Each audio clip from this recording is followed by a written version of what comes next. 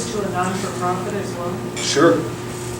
Non-for-profits have to go through the same learning curve of how to run that operation, whether you're for-profit or not-for-profit. And I will tell you, the businesses I took over, all three of them, were not-for-profit, even though they were for-profit. If that makes any sense. They were non-profit, even though they were not-for-profit. Yeah, I sat in many of a meeting in New York City with one company, kept telling me how great they were, and I said, can you just repeat the bottom line of last year? Just tell me that number one time. We lost $7.4 million. You're wildly successful, you say. Yes, we have the greatest products in the world. Okay. I don't understand, but I'll keep listening. So I don't think, I mean, I'm sure there's literal differences, but as a theme, you know, if you've got a not-for-profit and you're starting off, I'd find 3 people to go meet and chum off of and see if there's any fit for your organization, to learn from people who've been there, done that. One of my mentors, I mentioned earlier, always told me, find people that need medicine, not vitamins, and it'll be a lot easier. Thank you. Thank you.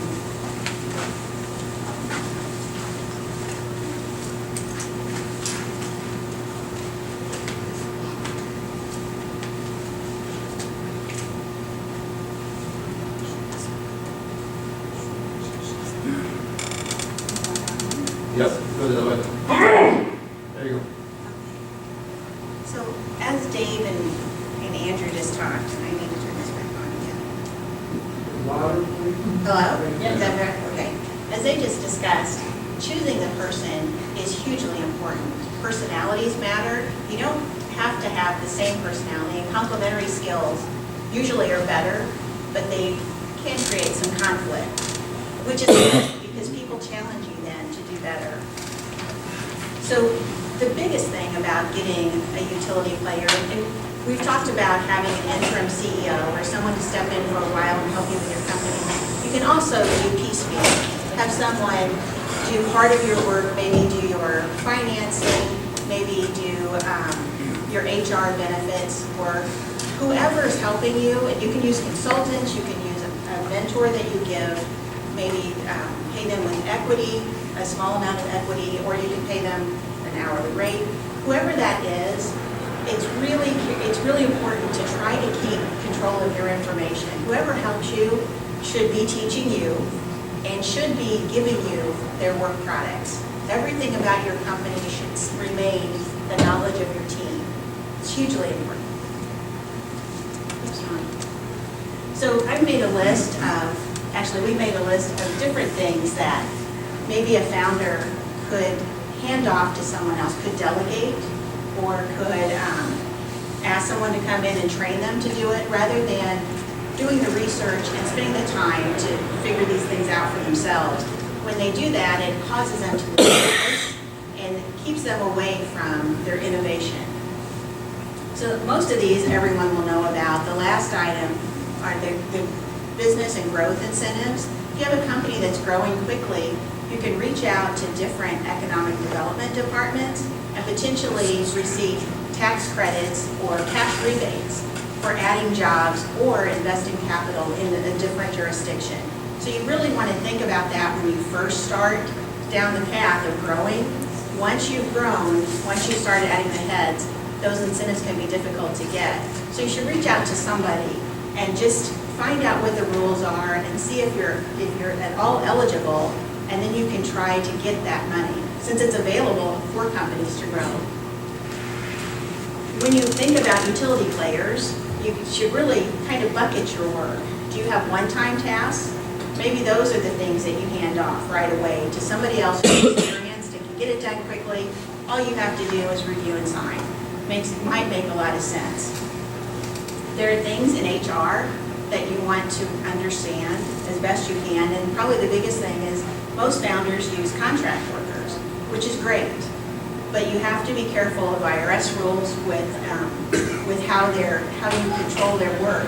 Do they really qualify as an employee? Then you end up having some penalty issues for their FICA out there. And then there are all the back office responsibilities with a company. As Andrew was saying when he was setting it up, He knew everything about his product and his technology, he could do it. That was great, but when it came to the business, there was a lot of work. And not getting that work down can make you very nervous and anxious because you're afraid that it's going to fall through the cracks. So maybe bucket your items, figure out what very easily could go to someone else, and then see if you can get that help. When you talk to mentors, most mentors will give you an hour or two of advice or assistance. None of that costs you any money. And for very simple activities, it's really worth the effort. And that's more of the back office responsibilities, anything that could be considered not critical to a founder's time. So as Dave and Andrew were talking about, you really gain speed when you bring someone else in who's been there before, knows the business, maybe not your business yet, but they can get up to speed on that while they get you up to speed on all of the business activities and the things you really need to worry about versus the things that you can hand off safely. And finding relief are those one-off things that we talked about. That you could bucket off, give to somebody, help you for a few days, a week, whatever your time frame is. And there are a lot of organizations in the ecosystem that would help you determine what those are, or bring in your list, and people will go through and maybe recommend mentors in different areas to help you. When you bring in someone like Dave or a utility who's been there, everybody wins. And the happiest employees and most productive employees are those that are learning and being involved every single day. So here's what probably the big thing is, what is this going to cost you to bring someone in? And someone asked the question about Dave, and you can do it on a percentage basis, you can pay an hourly rate, but that's something between you and the founder. And it's not normally a huge percentage for someone to come in and really help you get off the ground. And it's for this percentage, we have to remember that's usually for a finite period of time, like Dave talked. $1 million or when you get on the shelf. So setting those expectations ahead of time and making sure that everyone understands is very important. And then you also have the cash rate, which we're all familiar with, but most startups are a little strapped for. So you could do that, or you could do a hybrid, a flat fee. And the flat fees, as everybody knows, if you've ever had an engagement letter where there's a flat fee on there, you have to be really careful about the scope of that engagement, what's going to be done, and what could be considered out of scope. The out of scope work, a lot of times consultants will come back and say, that's not what we agreed to, I spent another 40 hours, you owe me that money. And then that becomes a discussion between you and the consultant. It shouldn't happen, because if there is any out of scope, they should be telling you that before they spend the time, just to be fair.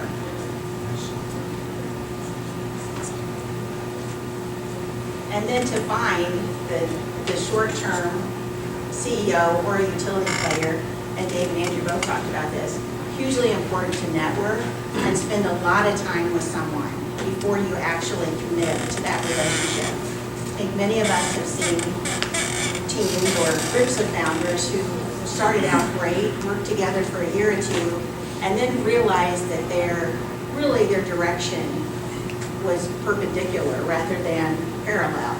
So when you have that situation, that's bad enough, because now you have to figure out what to do with the equity you've already decided to give them. So that's already said, you can't help it. When you're looking for a utility player, just meetings, dinners, lunches, everything. I was just going to say, as corny as it sounds for whoever the founders are in the room, ask for preferences.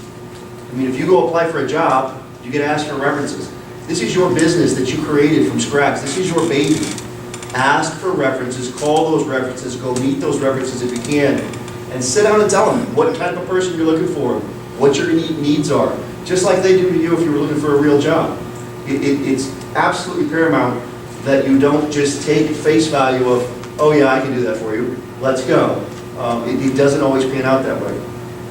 Well, and I think Andrew's point was well taken in that I think he tried to get Dave to come on sooner. And so Dave holding back let Andrew know that this guy isn't going to do this unless he really believes in it, unless he really wants to be involved. Right. When someone's barking at your door, wanting to get Be in, wary. wanting to get in, you know, then yes, be wary, because and they may be perfect, they may be the right person, but it never hurts to kind of let that relationship go for a while. And if someone really wants to be involved with you, they'll wait for you to make that decision, because it gives them a chance to back out if it's not right for them as well. So we believe that you can find these connections through ITEN, through any of the startup or any of the ecosystem organizations, probably, maybe here at Venture Cafe, maybe any of the other networking, or you can reach out to other founders and find, like Andrew told us how he met Dave. Just get advice and then talk to founders about their lessons learned, the ones that have used an interim CEO, and the ones that haven't. And we might get the best information for the ones that didn't and wish they had. But any questions? Yes? Yeah, so one thing that you didn't talk about that I think, you know, maybe it'd be interesting is, you know, like when you guys finally did decide to work together, did you set up anything, let's say, hey, this is gonna be a 30-day or a 60-day or a 6-month trial, or, yeah, Dave, you're gonna get, you know, X% of the company, but, you know, that's gonna be vested over time, so Andrew, you have an out in case, even though you think Dave's the right guy, all of a sudden, it turns out to be, you see what he's really like. Of course, yeah. And then, you know, Appreciate that, get out of here. For the longest time, we actually just, when we first met, Dave was, was like, I don't know if I can help you. I want to know if I can help you first. So those first meetings where we spent several hours talking about things, eventually, him coming over to my office, sitting down, me showing him the designs, the presentation, those sorts of things. It was just, let me help you, let me see what I can do. We'll worry about that stuff later. Again, it provided a sense of comfort. That I was like, well, this guy actually really wants to help and has my best interests in the front of his mind, because he knows that if he is going to become a part of this, and if he does get some sort of equity in the deal, that he better make for sure that company takes off. I would kind of flip that around, and sorry if this sounds arrogant, I don't mean it the way it should reform, but the person that walks in and says, if you'll give me 10%, I'll join you and we'll do this, and you don't even know what you're asking 10% of. Right? You don't even understand the business yet. I didn't have any idea what this opportunity was other than what had been described in front of me. And to your point, Jim, I give him a lot of credit, and this was another reason I thought this is worth my time, is he had said, I'm not just going to hand you this many shares. Now, here's what I will promise you we can get to, because I want to make it worth your while. But whether that be based on time or I said, I'm not really a time guy. I'm more a milestone guy. So if we raise $200,000, I get a share. If I raise another $200,000, I get a share. If we get a partnership deal signed up where they're taking the product to market for us in the United States, I get a share. So that he knew there were things that were actually going to be done to his liking and for the business to benefit, where he's just not doling out shares to be doling out shares. And I think he heard, I don't know, literally we've never had this conversation yet, how do I lose at that? Because if he doesn't do it, he's going to leave because he's getting nothing. Yeah. And if he does do it, I won. And I thought that was a smart approach on his side to set that kind of structure up, and I was fine with it. Now, you can't always do that, like when you're trying to farm out some of your work, right? Right. Sure. No, but I think what I've seen, Jim, since I met you several years ago, started doing the mentoring and the kinds of things, I've probably worked with at least 10 of your companies at this point, is there are several founders, I won't name names on it, there's several founders who really do want the help and they want the information, but they say they don't have any budget to pay. And so the first time, okay, I get it, that's fine. And you get a request for a second follow-up. I didn't really understand this, that, or the other, or something happened. So you sit down. But kind of eventually, if it's worth your time having me there, then isn't it worth my time something to you? And that's why I said to Jane, I think you should really put something up that one or two, yeah, get it. But if you're really using that person's skills and expertise, at some point you gotta give something back, or why are they gonna keep coming back to help? At some point, it's just like, gee, man, I can't spend that much time with you if there's nothing in it for me. And so that's the other thing with him, was he was willing to put it out there day one. If you can help me, I'll share the shares. So what's the difference between mentors and consultants? If this is actually the I think the way I understand ITEN's mission, and they can address it way better than I can, but they use mentors to help businesses think through problems and situations. You know, how do I get money? How do I create a deck that speaks to investors? How do I put a pricing scheme in place that's relative to the market I'm going after? Should this be a licensing arrangement I do, or should this be as a service hosted? You know, those kind of general big topics are mentor things to me.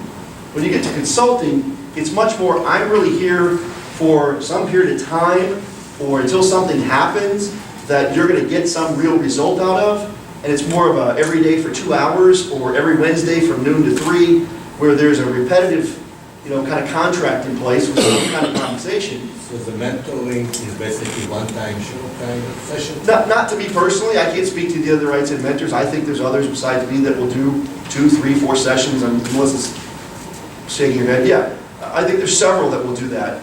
But I'm just trying to make the point that at some reasonable level, there's got to be some give back, or, you know, otherwise it's just free money.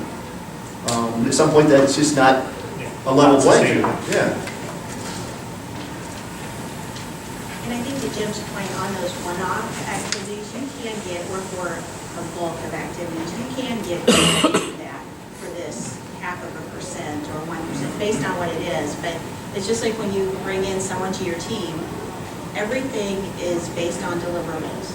So you don't want to give anybody just a flat 5,000 or 5% share or 5,000 shares, whatever it is, without making them have some performance metrics that are assigned to that.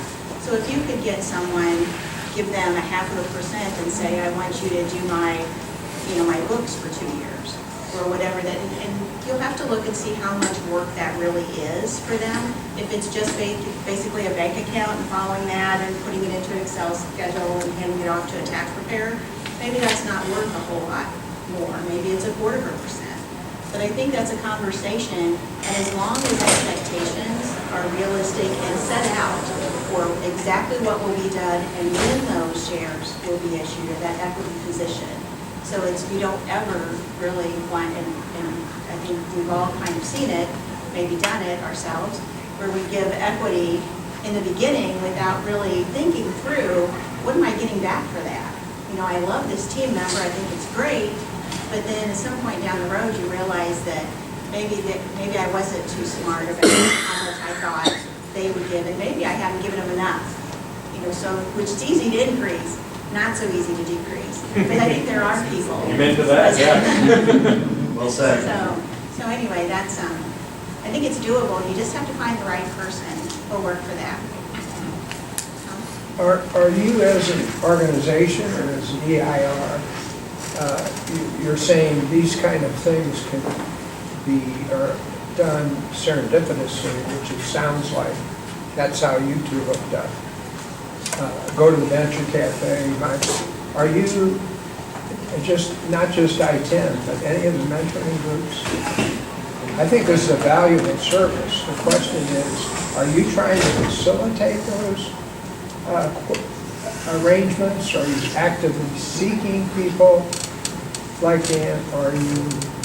I can speak from experience to that, and yes, the ITEN mentors are very facilitating and making connections for you, and helping identify key Right. personnel that can be useful to contribute to your business. So yes, and that's what they should be. I mean, I feel that that's their greatest strength, right? And being plugged into a group like ITEN, that's what we look for. And that's what we do. Right, I agree. Getting the connect, there's a difference between, I'm a mentor, I find out about this as mentoring. I go, oh, you ought to talk to Harold Glick. Well, that's great advice. I thought maybe you were, as a result of announcing this program, that there might be a informal program you were putting in place. And it sounds like no, No, not 'Cause I agree. officially, but with, Well, I think, I just to speak of that a little bit, our entrepreneur in residence program that we've had for the last 2 or 3, almost 3 years now, Jim, right? Is a more formal, extensive, it's sort of, I kind of casually say it's mentors on steroids, it's a little more, they are contract employees of ITEN that we pay to work with our company. so that is your role. Yes, absolutely, and but they work about, 60 to 80 hours a month with 6 to 12 companies. And we have 5 or 6 of them, depending, we have 5 currently, we've had up to 6.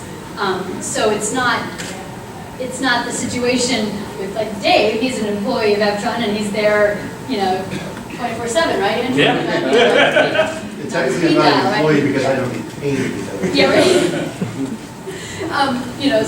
But it is definitely more consistent than just the more casual mentor relationship.